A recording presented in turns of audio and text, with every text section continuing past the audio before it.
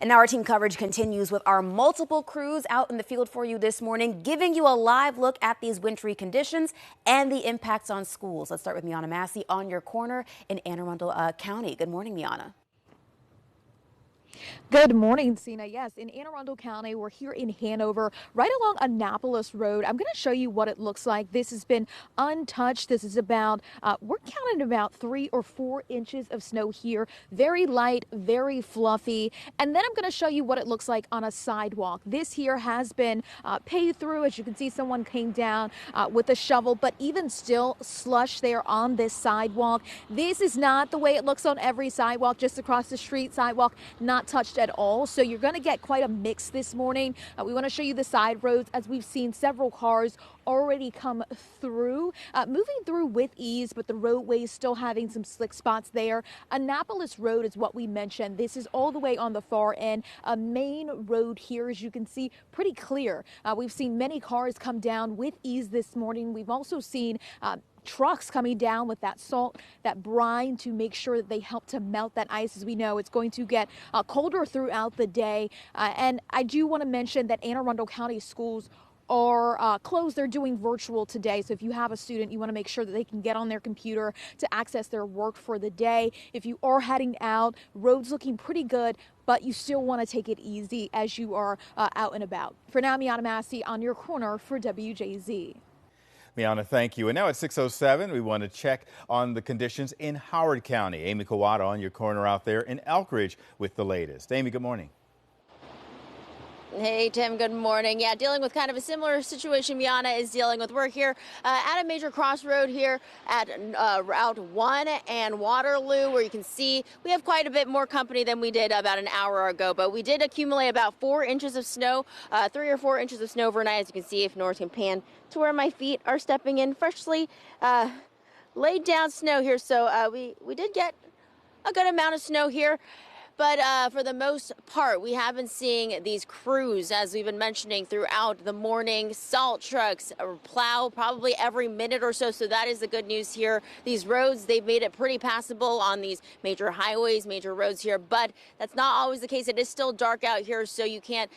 Doesn't mean that you're fully out of the clear yet. You just need to look out for, of course, those slick spots, some of the slushy mess that we're dealing with here in some of the side streets, the businesses.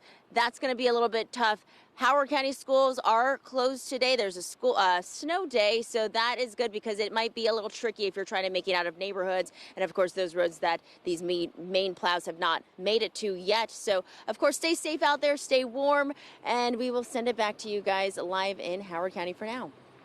Thank you, Amy. And of course, most school districts are closed, delayed, or doing virtual learning because of this weather. Now, team coverage continues now with Janae Reese, who is breaking down how Baltimore City schools are making those decisions. Janae, good morning.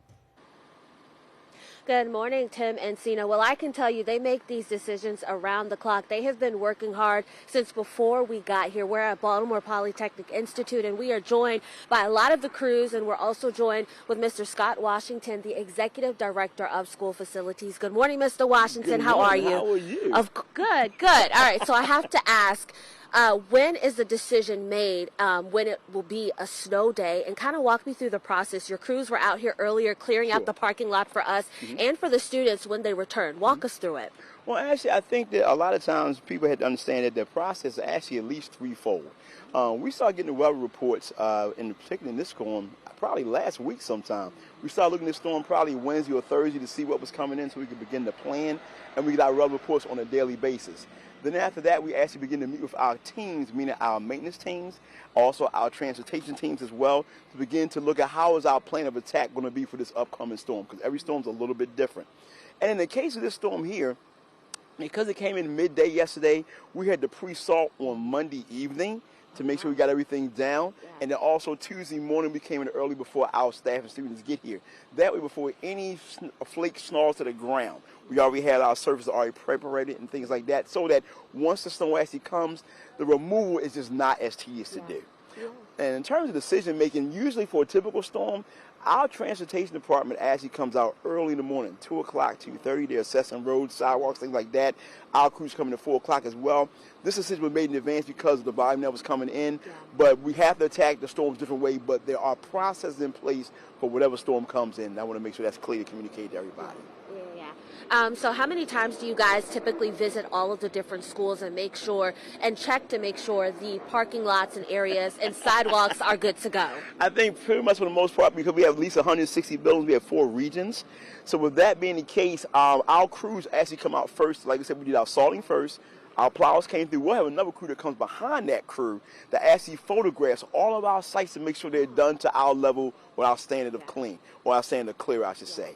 And based off of that, we'll have to either go back and redo some things like that there, or we're able to keep on going down next sites. So for the most part, there's a crew that comes in the front, one that comes through, there's one that comes behind, and then also sidewalks are taken care of as well. So it's a major operation with a lot of pieces involved. Yeah, I had no idea. It's a big, big operation indeed. Thank you so much, Mr. Washington. Guys, I'm going to send it back over to you, but for now, reporting live here at Poly, I'm Janae Reese for WJZ.